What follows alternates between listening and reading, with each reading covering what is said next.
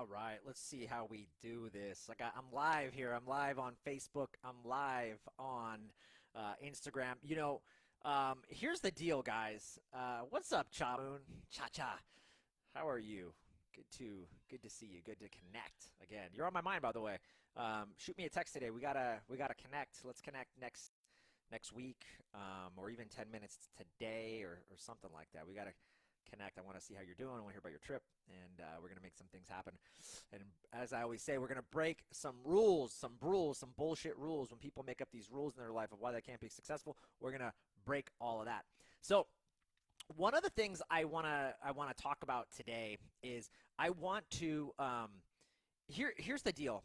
I'm going to start doing this on Fridays, and just like I want to start giving some health hacks or some crunchy little tactics, something that you can do in like a minute or less. I want to keep this a really small package, like 5 minutes, no more than that, and give you guys some tips and hacks and things that you can start implementing in your life. And I think the more hacks you can, listen, here's the deal.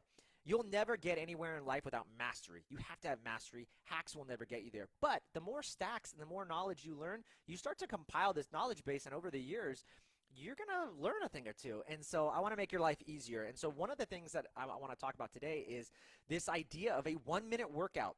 Can you do a workout in 1 minute? Is it possible that you will actually get the results? Well, the science says that it's possible. And so here's what we know, actually, and I'm going to talk about this, is in just 10 minutes, a single minute's worth of hard exercise, it actually provided the benefits of 50 minutes of traditional endurance training. In 2014, there was a study showing that that's it, just 20-second all-out sprints per day, totaling, now we know 3 times 20 is 1 minute 60 seconds, totaling a minute's worth of hard exercise per day, that's it, which was a total, which they actually committed, and I'll explain this, was a total of 10 minutes of exercise actually. But when they repeated this 3 times in a 7-day period, the protocol amounted to a total of 3 minutes of hard exercise per week. That's it. Now, and what they saw is that sedentary people, overweight people, obese, men and women in their 20s and 30s, they followed this protocol for 6 weeks, and the results were amazing. Just the 3 minutes of intense exercise per week reduced blood pressure by 6 to 8% and elevated their cardio and respiratory fitness by 12%. Okay, translating into what? A reduced risk of dying and developing chronic disease. Now, if you remember when I interviewed the good folks at Carol AI, their Fit Bike, you'll remember they have this is like some of the studies that they use and with their bike, and they see the same exact thing.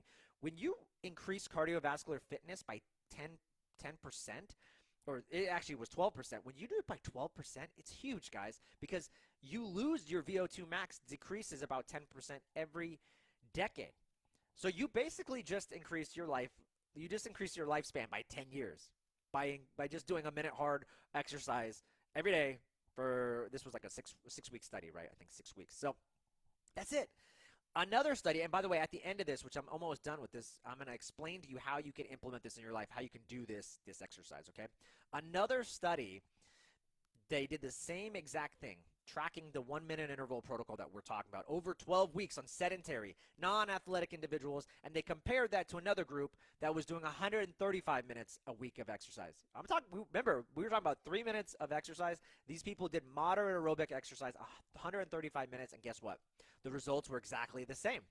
Out-of-shape individuals were able to get the same benefits as someone working out 3 times a week for 45 minutes, and they did this in just 1 minute of hard exercise, repeated 3 times a week. That's it.